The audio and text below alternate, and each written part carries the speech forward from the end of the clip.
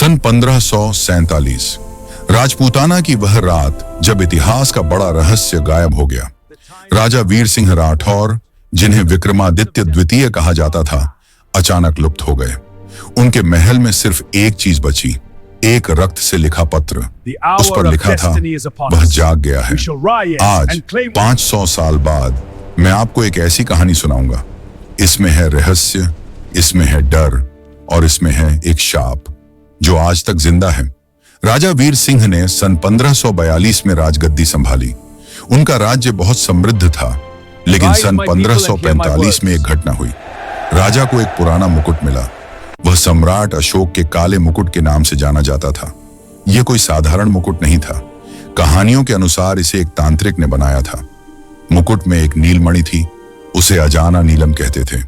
यह पत्थर अपने मालिक को अद्भुत शक्ति देता था, लेकिन एक कीमत पर। हर पूर्णिमा की रात मुकुट पहनने वाले को एक डरावना सपना आता। राजा ने इस चेतावनी को नजरअंदाज कर दिया। पहली पूर्णिमा को उन्होंने मुकुट पहना। उस रात उन्हें सपना आया, एक पुराना मंदिर, एक अधूरा मंत्र और एक आवाज कह रही थी, 3 पूर्णिमा के बाद मैं तुम्हारा शरीर ले लूंगी। राजा ने अपने गुरु को सपने के बारे में बताया। गुरु ने पुरानी किताबों में शोध किया। उन्हें पता चला कि यह मुकुट सम्राट अशोक के पौत्र का था। वह तांत्रिक साधना में लिप्त हो गया था। उसने एक योगिनी को प्रसन्न कर मुकुट बनवाया था, लेकिन योगिनी ने शाप दिया, जो भी इसे पहनेगा उसकी आत्मा 3 पूर्णिमाओं के बाद योगिनी के वश में हो जाएगी। राजा ने 2 पूर्णिमा और देखी। हर बार सपना और स्पष्ट होता गया। वह एक विशाल मंदिर देखते। उसके अंदर योगिनी की मूर्ति थी। मूर्ति की आंखों से खून बह रहा था। दूसरी पूर्णिमा के बाद राजा बदलने लगे। वे रातों को महल के उस हिस्से में जाने लगे जहां कोई नहीं जाता था। उसे अनंत सुरंग कहते थे। रानी को शक हुआ। उन्होंने अपने विश्वास पात्र सैनिक अमर सिंह को राजा का पीछा करने को कहा। अमर सिंह ने देखा। तीसरी पूर्णिमा की रात राजा मुकुट पहनकर अंधेरी सुरंग में गए। अमर सिंह ने पीछा किया। सुरंग के अंत में एक गुप्त कक्ष था। उसमें वही मूर्ति थी जो राजा के सपने में आती थी। राजा ने मंत्र पढ़ना शुरू किया। अचानक मूर्ति की आंखें चमकी, हरी रोशनी फैली। अमर सिंह ने देखा, राजा के पीछे एक परछाई उठी। वह राजा जैसी नहीं थी, वह एक स्त्री की परछाई थी। वह धीरे धीरे राजा के शरीर में समा रही थी। राजा चिल्लाए, अमर, बचा लो मुझे। लेकिन तभी तेज रोशनी हुई और फिर सन्नाटा। अगली सुबह राजा गायब थे। कक्ष में सिर्फ मुकुट पड़ा था। दीवार पर खून से लिखा था, वह जाग गया है। आज 500 साल बाद एक युवा इतिहासकार डॉक्टर आर्या शर्मा राजा के गायब होने पर शोध कर रही हैं। उन्हें एक पुराने बाजार से राजा की डायरी मिली। उसमें सपनों का विवरण था। आखिरी पन्ने पर एक नक्शा था, अनंत सुरंग का नक्शा। उस पर लिखा था, योगिनी का मंदिर। शाप तभी टूटेगा जब कोई साफ दिल वाला व्यक्ति मुकुट को मंदिर में वापस रखेगा। आर्या अपने दोस्त कुणाल के साथ खंडहर किले में आई। उन्होंने सुरंग ढूंढ निकाली। वे अंदर गए। वे उसी गुप्त कक्ष में पहुंचे। मूर्ति अब भी वहीं थी और उसके सामने वही मुकुट। कुणाल मुकुट उठाने ही वाला था। आर्या ने उसे रोका।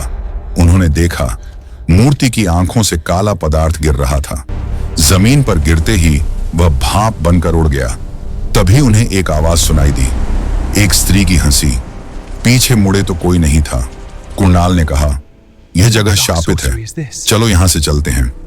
आर्या ने कहा, नहीं, हमें यह मुकुट मंदिर में वापस रखना होगा, नहीं तो यह शाप किसी और को अपना शिकार बनाएगा।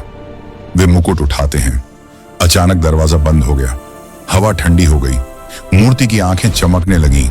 एक आवाज गूंजी, 500 साल, मैंने इतने साल इंतजार किया। एक धुंधली आकृति मूर्ति से निकली। वह योगिनी थी। योगिनी ने बताया, मैं सम्राट अशोक के समय की साध्वी थी। मुझे गलत तरीके से मारा गया। मेरी आत्मा इस मुकुट में कैद हो गई। हर 3 पूर्णिमाओं में मैं किसी के शरीर पर कब्जा कर सकती हूं।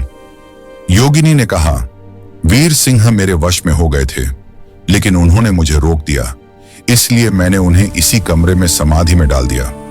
आर्या ने पूछा, वह कहां हैं? योगिनी हंसी, तुम्हारे पीछे खड़े हैं। आर्या और कुणाल पीछे मुड़े। एक परछाई दिखी। वह धीरे धीरे राजा वीर सिंह का रूप लेने लगी। राजा की आत्मा बोली, मुझे मुक्त करो, मुकुट को मूर्ति के सिर पर रख दो। कुणाल ने कहा, आर्या मत करो, यह हमें धोखा दे रहा है। राजा की आत्मा ने कहा, मुझ पर विश्वास करो, मैं 500 साल से इस शाप से जूझ रहा हूं। योगिनी चिल्लाई, उस पर विश्वास मत करो, वह मेरी शक्ति चाहता है। आर्या को फैसला करना था। वह मुकुट लेकर मूर्ति की ओर बढ़ी। हवा तेज हो गई, चारों तरफ आवाजें आने लगी। आर्या रुक गई। उसने मूर्ति के नीचे एक शिलालेख देखा। उस पर लिखा था, जो शापित है उसे मुक्ति तभी मिलेगी जब कोई बिना लालच के त्याग करे।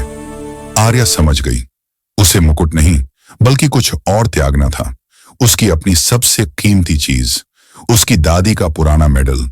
उसने मुकुट नीचे रखा और अपना मेडल मूर्ति के सामने रख दिया। एक चमकती रोशनी कमरे में भर गई। योगिनी शांत हो गई। राजा की आत्मा मुस्कुराई और धीरे धीरे गायब हो गई।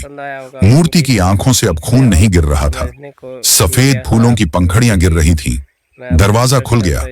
कभी कभी इतिहास सिर्फ तथ्य नहीं होता, वह भावनाओं की कहानी होता है, शाप और मुक्ति की कहानी।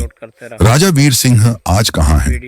योगिनी सच में मुक्त हुई या यह सब एक सपना था?